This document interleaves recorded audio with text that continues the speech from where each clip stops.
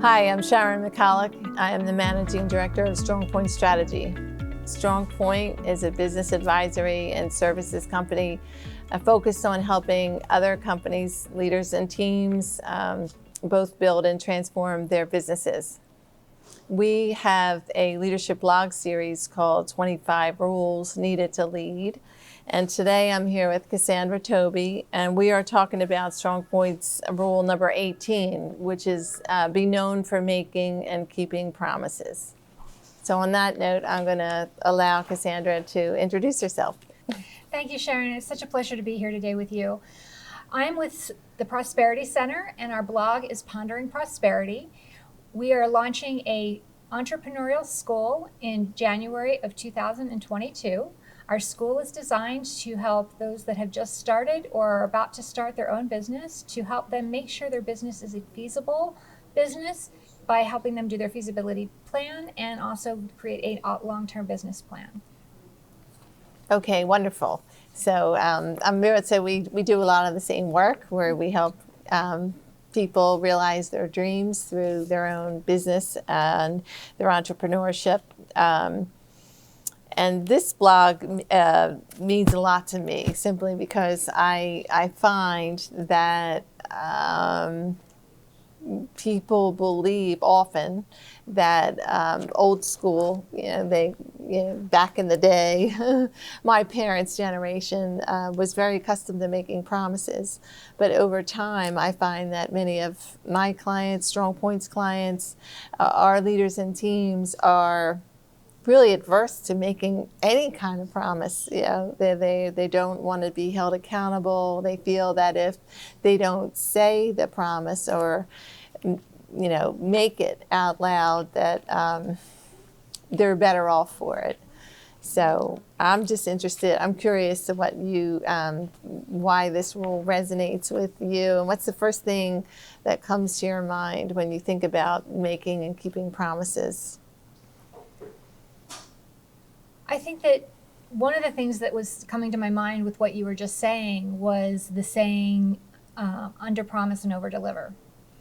And I think that may be partially where things have gone a little awry, and that people don't make promises anymore because they don't want to be held accountable. That they instead under promise, and then they do that over deliver, so they'll impress their clients potentially. But if they don't quite make the mark, if they didn't quite make where they think they should have made, at least they came in where they told the client they would. So, and I think that that's kind of a sad way to operate. And I think that, I even got told that a couple of times in my growing up, in my maturing years, by a boss or two. Always under promise and over deliver. And I think that may be partially where we've gone a little awry.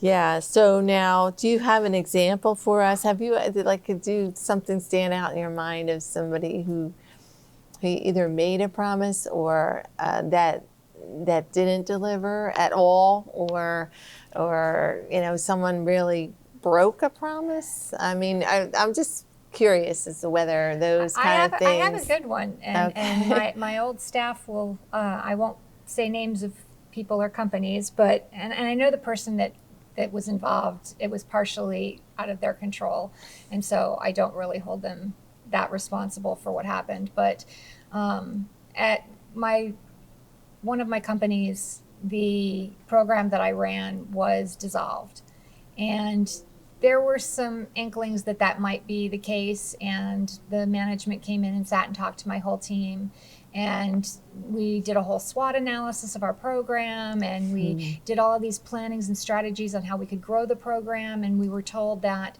if for any reason the program were cut, that they would find a place in the organization for every single one of us, that we were all valued employees and that we would never be let go. And a month later, all but two of my staff, including myself, was let go. And that was extremely disappointing. As the manager, I think the tears that I shed were not for myself, but for the staff that I cared about. I was sad to see them go and let go. I know that they loved the job as much as I did, and that was really hard. And I know a lot of them felt that a promise had been broken. And I know that the manager that made that promise felt equally bad because it was out of her control because the person above her made her do it. Right, right. Now you bring up a good point, because I find through Strong Point, through a lot of our work, what we try to advise is keep your promises to things within your control. So, as an example, I won't say I will definitely have this strategic plan or this change plan to you on Friday. What I can say is that I will promise that if we can't deliver on Friday because some of the content or some of the pieces are outside of our control, that we will tell you exactly. We will touch base on Friday. We will do absolutely everything in our control to finish the strategic plan. But if there's 2 or 3 pieces outside of our control, we'll tell you what they are and ask for your assistance to finish them, so that you can trust my integrity, number one, and my dependability is that I'll get back to you regardless of the outcome. If we're not complete, then I can promise you that you'll know where we are and what we need to do to finish. So, I mean, have you found, or do you feel that people are willing to make even those kind of promises? Or, you know? I think that those kind of promises are definitely smart. I commend you for doing it that way, and that is definitely the way that I would coach my clients to handle things, because you don't always have control, and being able to be honest. I think I remember when I was in Toastmasters, one of the things I learned, that I think the strongest thing I always say I learned, was being able to say, I don't have the answer to that, can I get back to you later? And it falls kind of in the same vein as being able to say, this is not something that I can guarantee that I can do, because I don't have control of every piece of it, but I will do the best that I can, and I will at least communicate with you and keep you in the loop so you know where we are. Yeah, that's wonderful.